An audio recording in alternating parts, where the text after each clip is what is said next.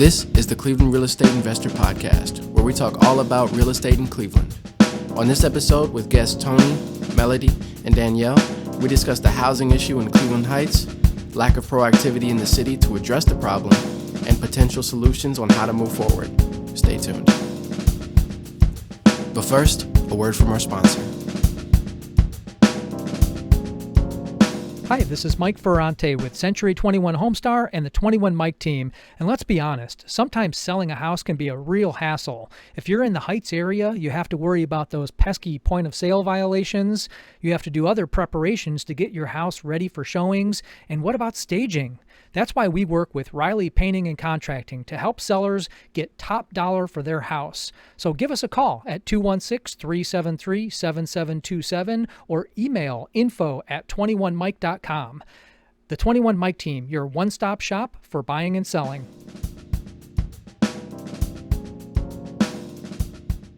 So, well, Danielle, it sounds like you've been, you went down Neela View. Yes, so I went down there. Lots of empty lots. So there's houses that look like they need help. You can't tell if they're abandoned or not. One house had a Future Heights sign in it. And I thought that was super interesting because I had called Future Heights because they're like the CDC for here. And the woman that answered said, and she openly said she was the bookkeeper.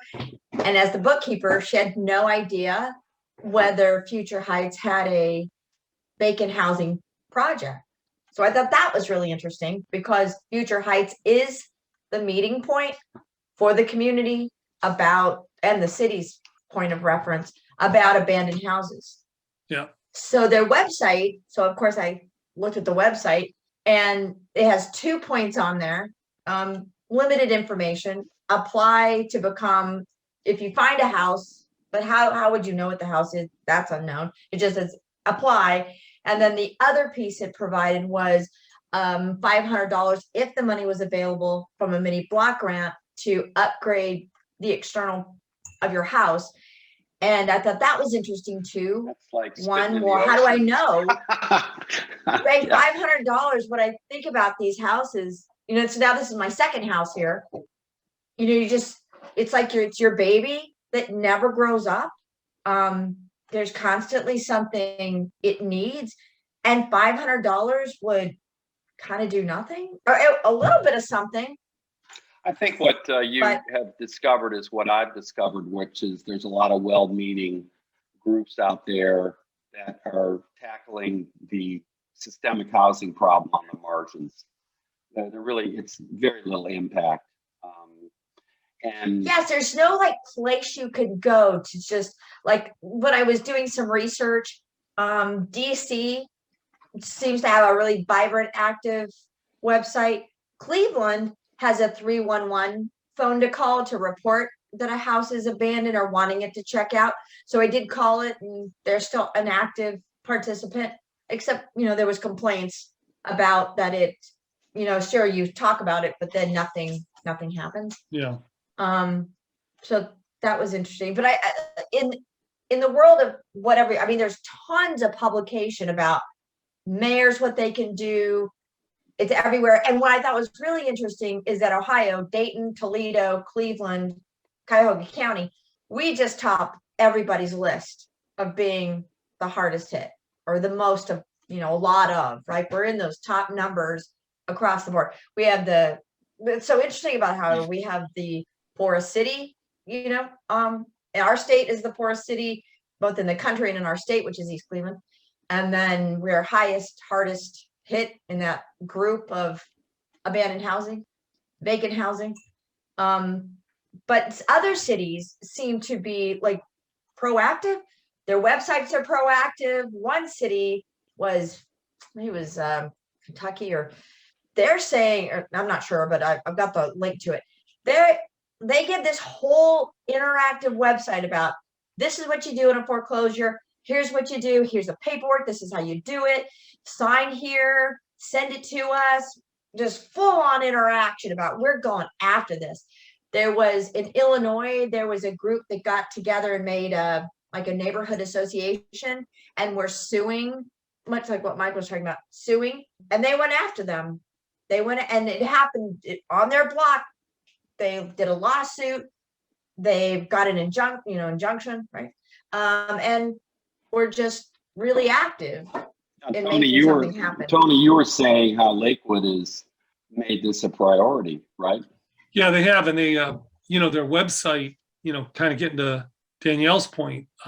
If you want to schedule a, inspection, there's a way to do that, and if you want to report something, there's a way to do that. It's the same kind of thing. Yeah, they're all over it. They've made it a priority, and their market started booming first. I was on a call with yesterday with Sally Martin and about 60 other people, and 10 of them were realtors and investors, and a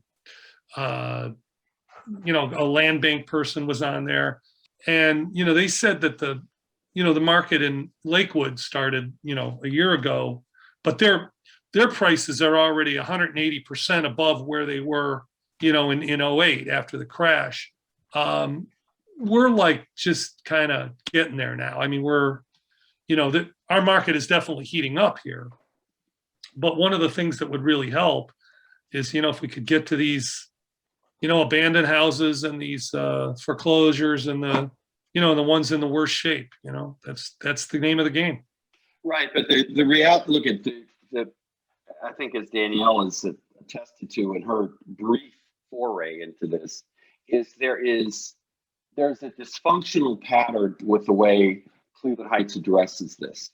It would be great if we could do this. We really need to do this. And everybody's just talking.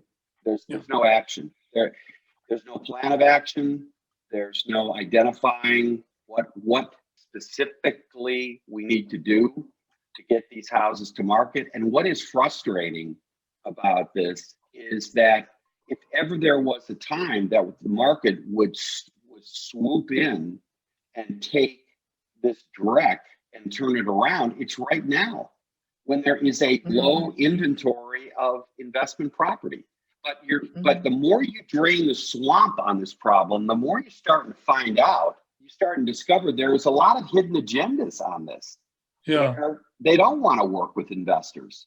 They don't want these houses to be rentals.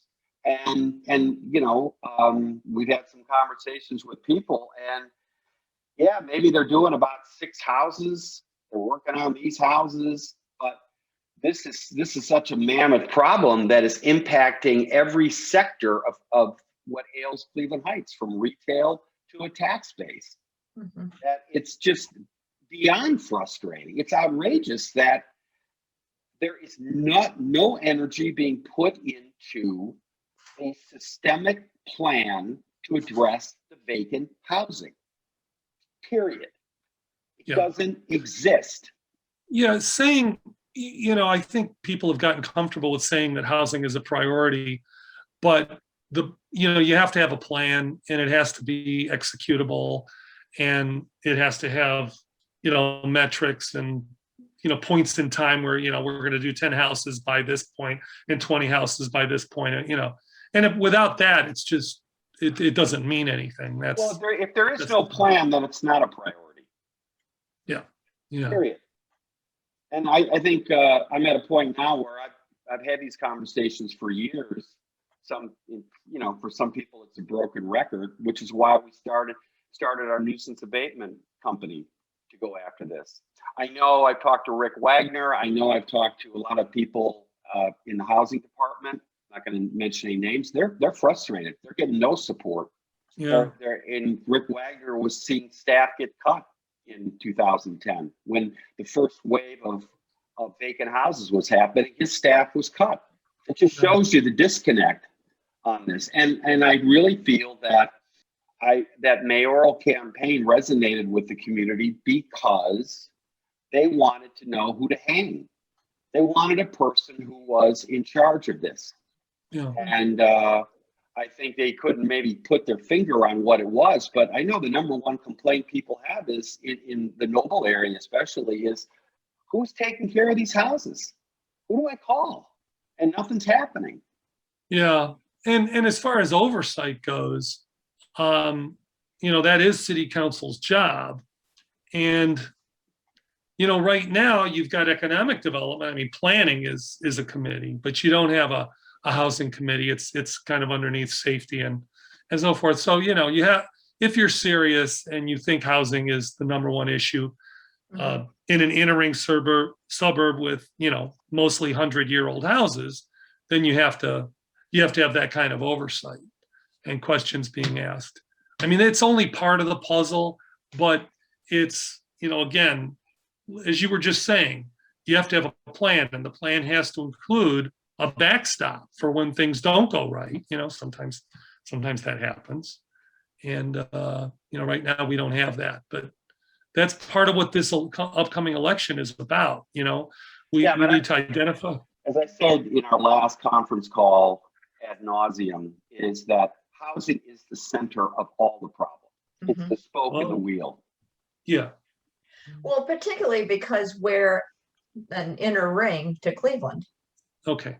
And having transparency about where, as a resident, do you go to have a conversation about something that's happening in your neighborhood. But I think that's kind of seems like if you're in the know here, well, then you're in the know, you don't have a problem. But if you're not in the know, you've got a problem, because you can spend all day just making phone calls and getting nowhere. Right. Melody, hi. Mike Riley here. Hi, how are you? Good. And Danielle? Yeah, we've never met. How are you? Okay, how are you, Danielle? Good. Yeah. Of course, Tony, because you've got his cell phone number.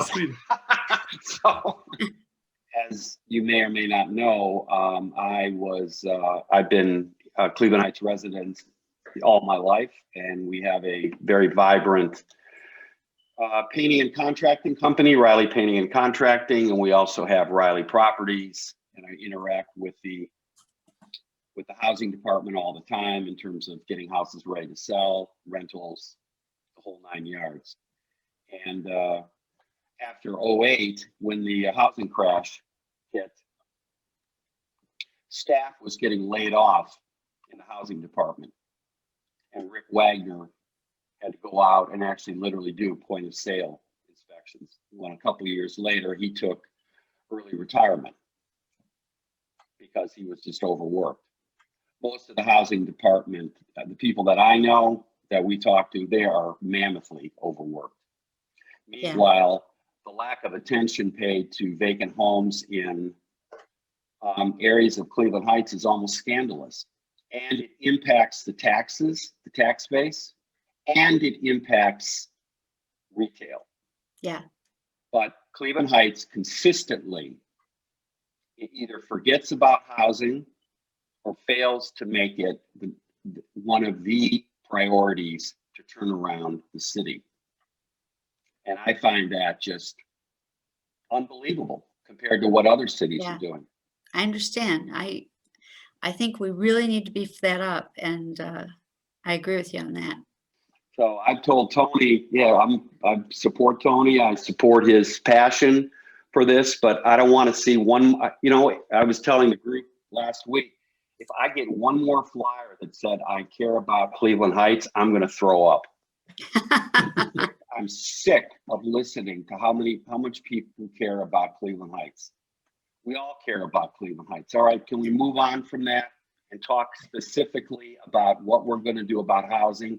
Because I can tell you, in my years living here and my experience and expertise in housing, I can tell you this is a very, very easy layup for the city to do if they would connect the courts with the building department, staff up building department, ramp up fines for vacant homes to banks, to out-of-state investors, to out-of-state landlords. I mean, mammoth fines.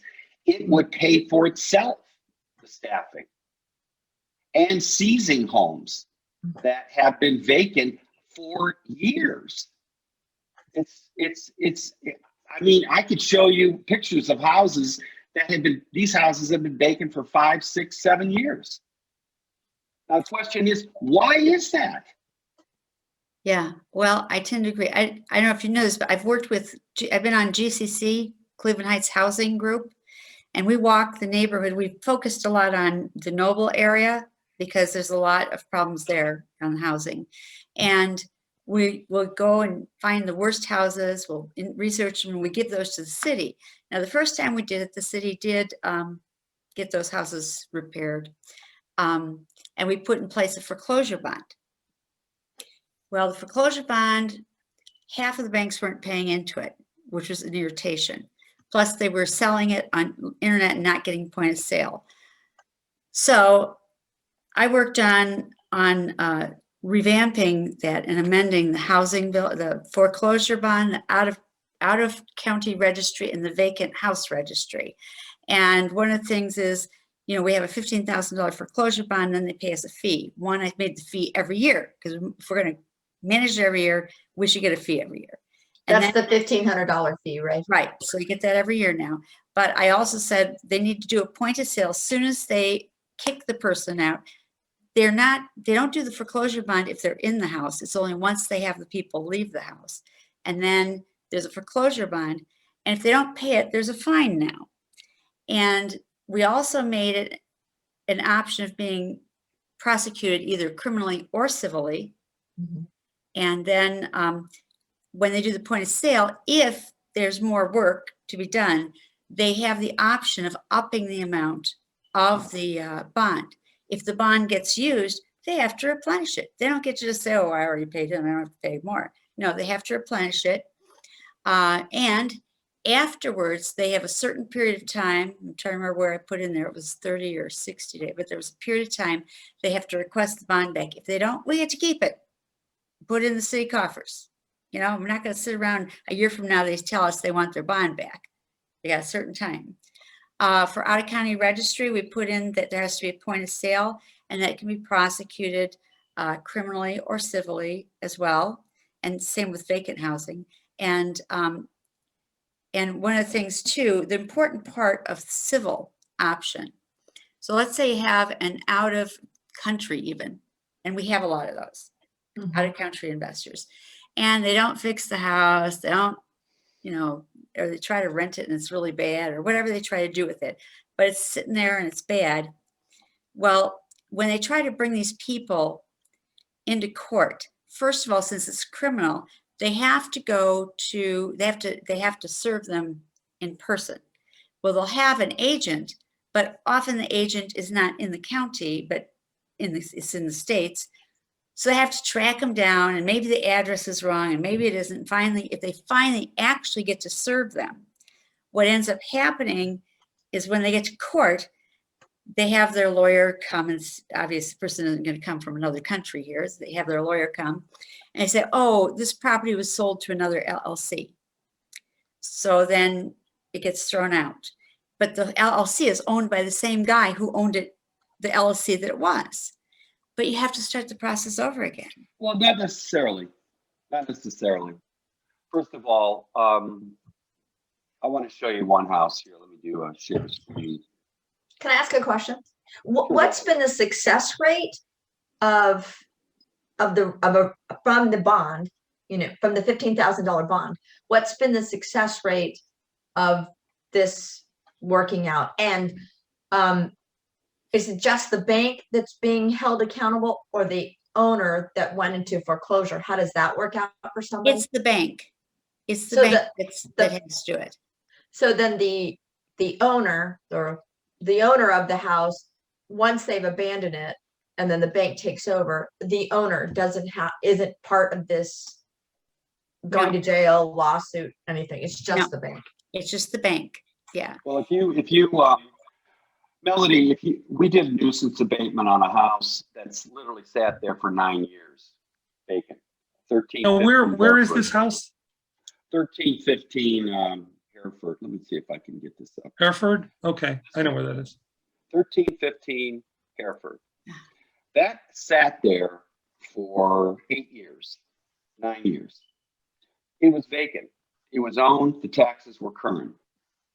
And this was the first property that became the bloody shirt for the fights that erupted in Forest Hill, where the homeowners associations was challenged as to why they weren't doing anything with this property, and at least we identified 50 homes in the Forest Hill area that were like this.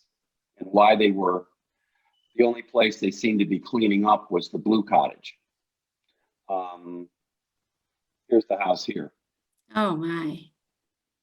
Now, that house sat there, I will repeat, for over 9 years. Let's see if I got the back. Oops, here you are, Tony. Hey, what do you know? I remember that guy. I don't want to scare the group here. But what I did on the advice of Judge Russell Barron was we launched a nuisance abatement suit on this 3 years ago. And we immediately won the judgment, and we slapped a lien on the property. Now, somewhere along this process that the city is doing, there are obviously holes in that process where, like you say, it gets shopped around to another LLC. But what the city has to create is a task force, which brings in realtors, brings in title companies, brings in legal experts, real estate lawyers, and maybe retired judges. I think what was telling about this, that this house was literally around the corner from two prominent Cleveland Heights council people and judge. Huh. I mean, they literally walked past these houses, and nobody seemed to ask the fundamental question: why are these houses allowed to be in this condition for year after year? We have a house right now around the corner from our building. That's this house. This house has been like that for 10 years. 10 years like this. Oh. There are at least 500 homes in Cleveland Heights that are like this. So if there isn't any ongoing process established to continually revamp this, then it's just more talk. It goes nowhere. And I think what's really telling about it is in master plan after master plan, in all the meetings that I've attended, I have never heard anybody complain about the lack of progress on these vacant homes. And I believe, and I told Tony this, Melody, before he came here, I believe that was one of the single biggest driving factors in changing the charter to go to a mayoral thing. Yeah. Because every customer that I talk to that has to live next to this house, and I have these conversations every week with these people, it's impacting their property values. They don't know who to call. I mean, look at, I ran a business, and I'm a very sharp, experienced business person. It just doesn't take a rocket science to figure out that there's something fundamentally wrong with how the city is approaching this problem. Yeah. Because the problem never goes away. Yeah, I agree with you. We do have to change that. And I mean, right now we are down, what, 5 people? How can you possibly get things done with being so short staffed? South Euclid has a better method of doing it than we do, because they seem to be up on it a lot more than we are. But and they didn't have point of sale. And there's some articles on the internet about their successes turning around the vacant housing. Yeah, There's a house on they're Walden. so much better about it. There's And a they have house on staff. Walden where I hired a food truck to come over 2 years ago. We had cooked hot dogs on a fall, and I had people tour this vacant house. This was vacant for 10 years. And the problem was that the county kept levying property taxes on this vacant foreclosure. So the tax bill got up to $75,000. Oh, I mean, so how do you get staff people if you're limited with staff people? I've got a real simple answer to that. Is that you hire companies to come in. You hire companies and you pay them on a contingency or a percentage, and say, go after these 500 homes, and we'll split the profits with you. I'm scheduling a meeting with the city and a gentleman who wants to be a receiver. And the reason the city needs to be involved. So a person who is a receiver, let's say you live within 500 feet of a house, you can say, this is a nuisance, and you can ask to become the receiver, and the court could appoint you receiver. You have to have the financing or the money to do it. But when you do, you then can repair the house and fix it, bring it up to speed. And then the owner of the house needs, and of course, if it's vacant, it's probably owned by the county or someone, but they have to pay you back the money or give you the house. Is there a fee to become a receiver? No fee. Okay. You have to have the money to do it, but Well, I understand that. But we have to involve the city for this guy because we've identified 4 houses to start with that he would like to completely revamp, and they've been vacant for 10 years or more. So the reason we need the city is the city needs to intervene at the court in order to name this guy receiver because he doesn't live near the properties.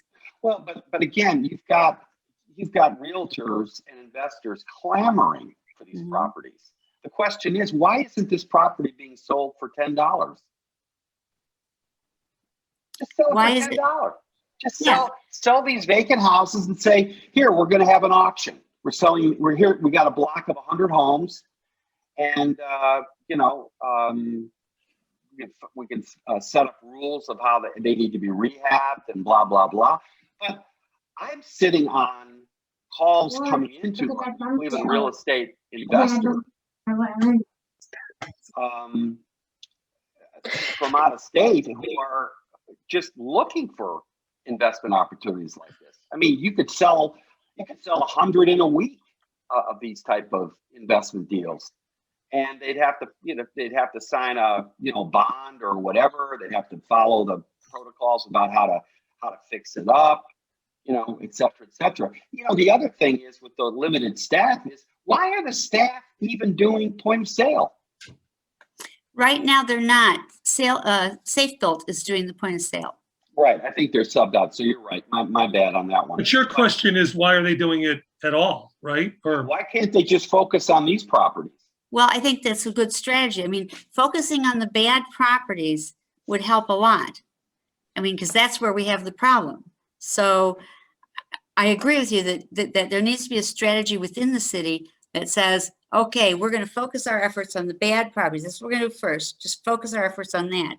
And that way we can actually get the houses that are bad, as opposed to people who are selling it that, let Safe Built go ahead and do their point of sale. I mean, we have to leverage what we have right now. Yeah. And what we have right now is we have a pretty hot market. Yes. We have plenty of vacant and abandoned houses. We have investors looking for investments. We have low interest rates. We are situated, our geography is in our favor because, you just go down the hill and there's the cultural center of Cuyahoga County, the hospitals, the Case, Western Reserve, University Circle. And so we've got, when you have all this, when you know what you have, the strategy to get the most out of the situation is, I think, as Mike said, a pretty much a no-brainer. Yeah. I just think I don't know. Melody, you've been on council for 1.5 years almost. Is that right? A little less. Less, about 1.25 years. Yeah. So what do you see as feels like 1.5 years. I mean, really, what is the holdup? Because the opportunity is pretty. I think the opportunity is fairly obvious. I mean, you have not only investors knocking down doors, but you have developers saying, "Oh, we'll build houses," in vacant lots. We are moving forward with infill housing on 42 lots. That's great. But what's going to make that work is not to have these pictures that Mike is showing. Right, because who wants to buy a house, brand new house that's next to that? Well, I think this points to, I keep going back to the same theme, which is vacant housing is not a priority. It's much more fun to do these studies and this infill and the No, it low needs to income. be a priority. I mean, It's not a- housing is our key thing. That's our key asset. Okay, yeah, you can do economic development, and that's important too, to increase your tax base. But why are we letting our most important asset decrease in tax base? If we got all our housing in order, think of what that would do for our tax base. That would be great.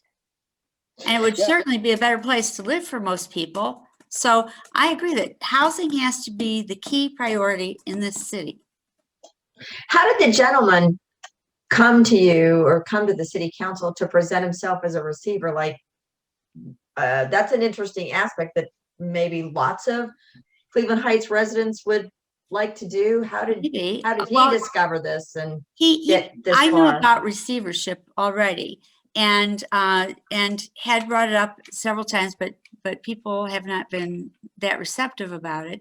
And it might be just because they're overworked, but this guy, because I've been working with Kermit Lind on revamping some of the housing, to civil and penalties and have fines and so forth. So he brought it to me with this guy, and I'm trying to arrange with the city, putting them together so we can start getting some of these done. Because if the city's not going to do it, let's at least get a receiver in to do it. Somebody's got to start doing stuff, and there can be more than one receiver. I mean, we could have lots of receivers. You know what? If we're getting back into the old 5 or 6 things, again, we're working at the margins. No disrespect, Melody. I mean, you seem to be one of the few people that I've talked to who gets that housing is a key theme. But there are so many groups out there. I mean, Danielle was going over a couple. She checks their website. Everybody that's doing something in Cleveland Heights needs to be harnessed together and simply ask the fundamental question: what are you doing about the vacant house problem? Yeah. And I like your idea about having a group that actually focuses on housing and bringing them together, because it's not working just to have the city do it right now. Right. Yes. We need to have more people involved. For sure. But and maybe a group that has all kinds of things that they can contribute, and particularly, so I'm not from here. I moved here from New York City, so I think there are a lot of outsiders moving here now who would love to get involved and bring their external experiences of whatever that is to the table, and just transparency, like the whole the receivership.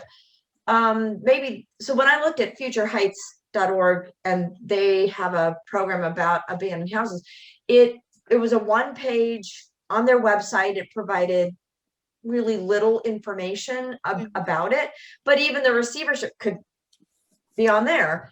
When I called them to ask them about abandoned housing and who in our city is spearheading this, I'm assuming that I called them because they're a CDC or some form of a CDC.